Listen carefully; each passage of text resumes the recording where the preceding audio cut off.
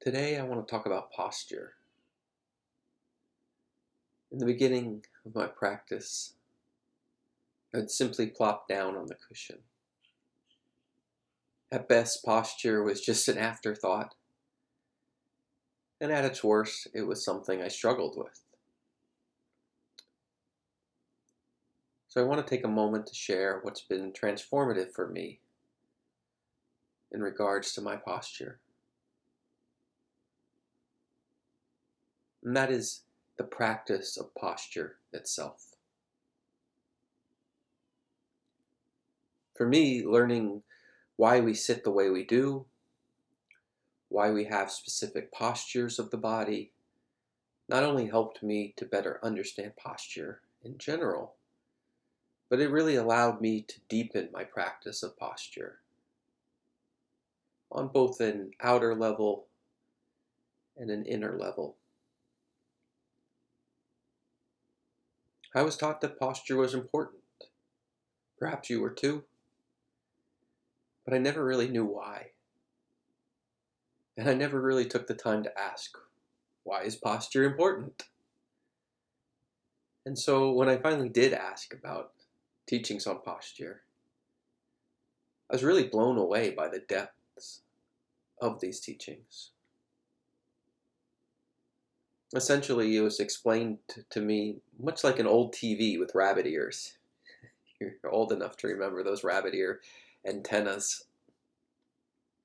The show you wanted to watch is right here in this space, in this room, traveling as signals.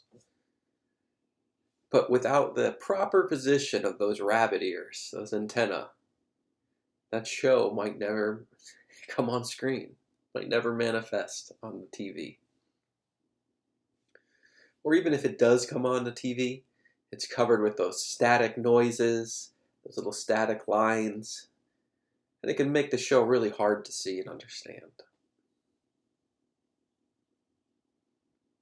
In the same way, our innate Buddhahood is also here in this very moment, right here with us now. But if we just lay around, sitting any which way, just like those rabbit ears, we may never allow it to come into clarity.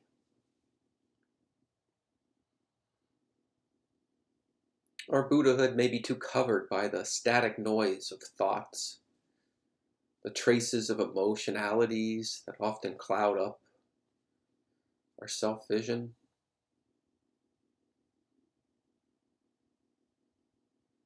I recall my teacher saying, a calm body is a calm mind.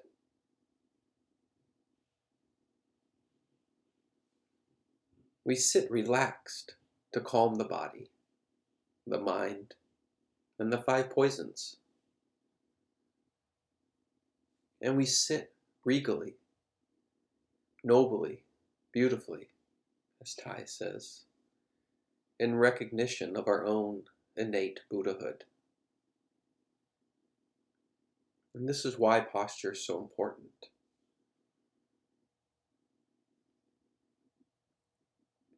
There are many different traditions and systems of posture. And I was fortunate to be taught a fivefold posture. And I'd like to share that with you now. So you can all do it with me.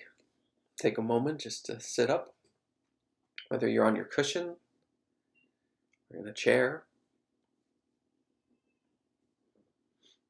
And so the fivefold posture, as I've been taught, is as follows. Sitting in the cross-legged position, which symbolizes the contemplation of Buddha all-pervading vision.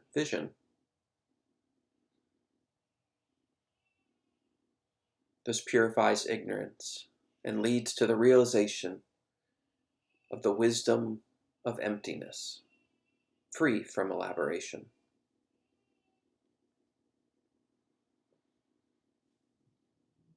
Sitting cross-legged is associated with the space element.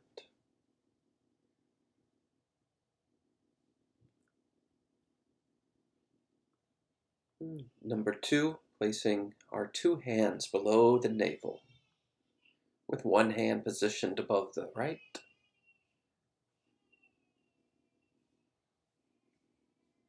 I put my left hand on top of my right hand. My thumbs press right at the base of my ring finger.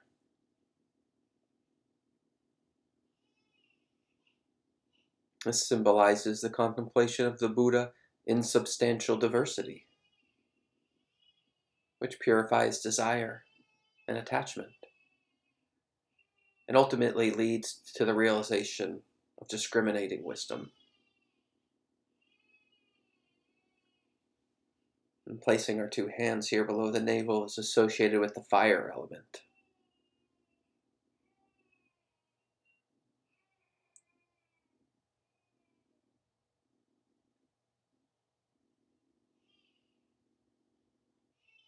The third is straightening up the vertebrae in our spinal column. Just straighten the back like you're stacking stones on top of each other. And this symbolizes the contemplation of Buddha's self-arisen clarity, which purifies hatred and aversion and leads to the realization of mare-like wisdom. Sitting with the vertebrae straight is associated with the earth element.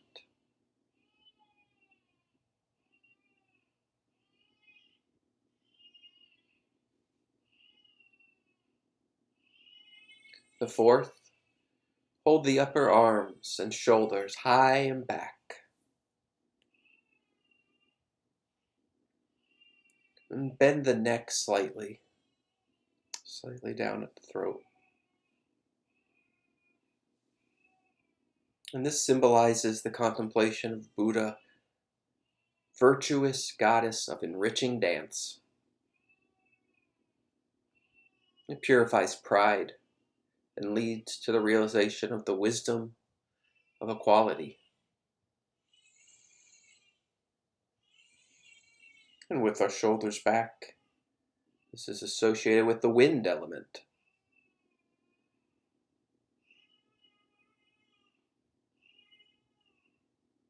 And finally, the fifth,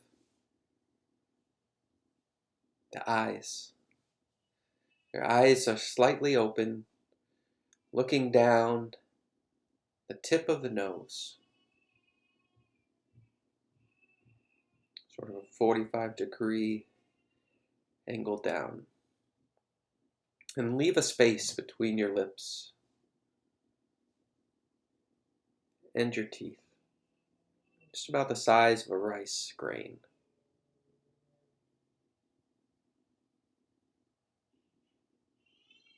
And let your breath be natural and undisturbed. This symbolizes the contemplation of Buddha joyfully accomplishing benefit, which purifies jealousy and leads to the realization of all-accomplishing wisdom. This is associated with the water element.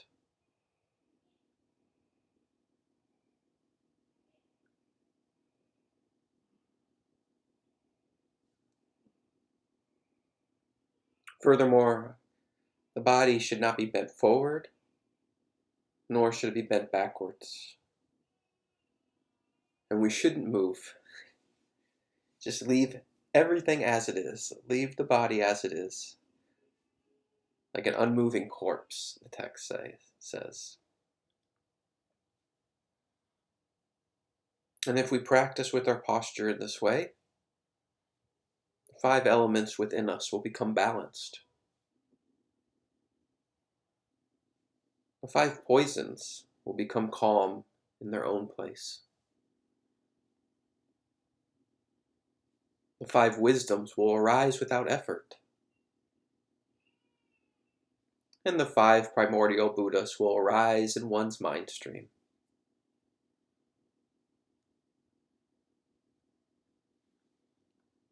And so I practice with this. when I go to sit on my cushion now, I turn my mind to these fivefold postures. I establish each of these postures, one at a time, and I turn my mind to their associated element, poison, wisdom, and primordial Buddha.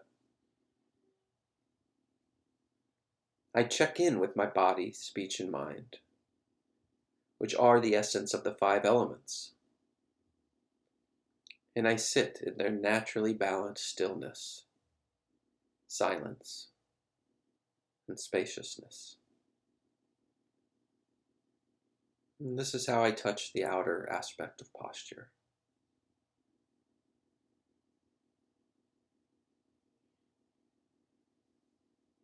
I check in with my emotional weather report, touching the alive vitality of emotions that are present within me.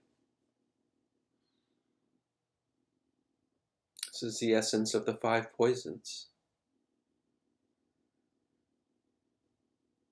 What's going on within me right now?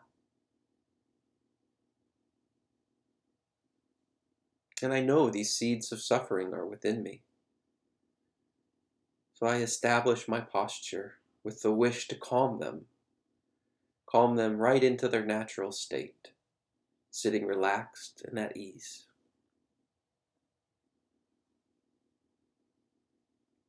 And this is how I touch the inner aspect of posture.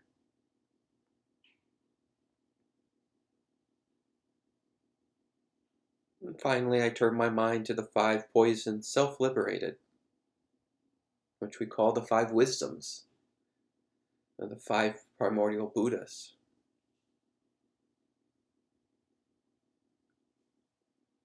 These represent the love and understanding, the deep wisdom and compassion of all the Buddhas. This noble love and understanding is not only my aspiration, but it's already here within me. Can I recognize the seeds of wisdom and compassion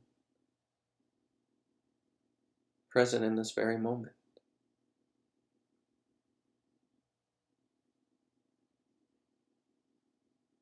And knowing these seeds of Buddhahood are present within me,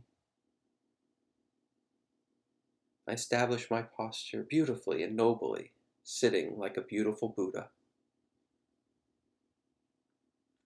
This is how I touch the secret aspect of posture.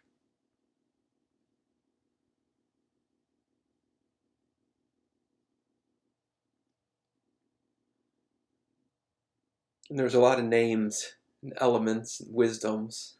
But for me, it's not important to remember the details of each of the five primordial Buddhas' names, which poison matches with which wisdom to which posture. It's easy to get wrapped up in these lists, these series of five, five, five. That's not the point. Instead, it's more important to allow them to condense into the heart drop essence of this great gratitude of having a body, speech, and mind that are capable of so much. This great recognition of the suffering and emotionalities that are present within me. And this great wish to be free of it right here, in this moment. This ever-present Buddhahood. For the practice of sitting and recognizing who and what I really am.